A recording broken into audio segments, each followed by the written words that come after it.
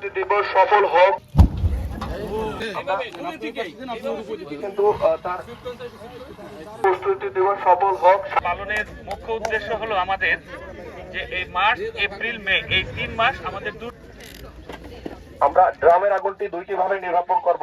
First of all আমরা ছালার মাধ্যমে অগ্নি কিভাবে নির্বাপন করে সেটা দেখাবো।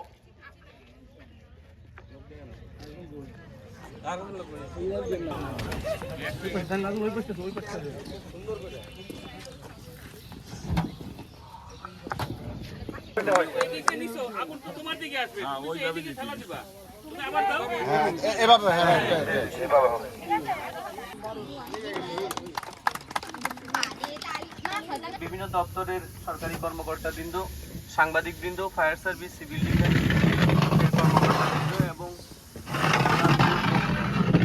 ত্রাণ মন্ত্রণালয়ের অধীন উপজেলা পিএও স্কুলে আমি প্রশিক্ষণের আয়োজন করেছিলাম। সেক্ষেত্রেও আপনারা ধন্যবাদ পাবেন, কেননা আপনারা টোটাল 104 জন প্রধান শিক্ষক এবং সহকারী শিক্ষককে আপনারা প্রশিক্ষণ দিয়েছেন।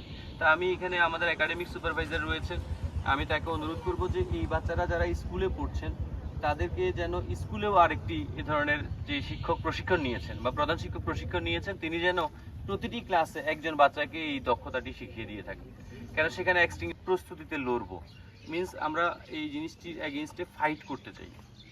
দুর্যোগে বাংলাদেশে পিও সাহেব সারা বছর আমাদের কি পরিমাণ ক্ষয়ক্ষতি হয় সেটি অসংখ্য, অনেক রকম দুর্যোগ রয়েছে। এর মধ্যে বন্যা, খরা, আপনার নদী ভাঙন, বজ্রপাত এবং আপনার এই আগুন, এই ঘটনাগুলো তো আমাদের প্রচুর জীবনহানি এবং সম্পদের হানিও করে।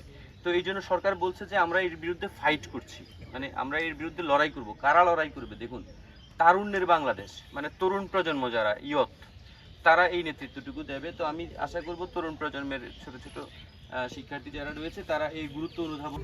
ঘূর্ণিঝড় হবে, কালবৈশাখী ঝড় হবে এবং আমাদের যে অগ্নিকাণ্ডের যে উৎপত্তি হয়, এখন কোনো কারণে আবহাওয়া শুষ্ক থাকবে, আমাদের মেসের কাঠি থেকে বা আমাদের রান্নাঘরের চুলা থেকে বা গ্যাস থেকে মানুষ সৃষ্ট যে অগ্নিকাণ্ডটা, এটা আমরা কিভাবে প্রতিরোধ করব, কিভাবে কমানো যায় সেটার সচেতনতার জন্য তোমাদের ডাকা এবং আমাদের সবার সাথে আঙুলটা ঠিক আছে।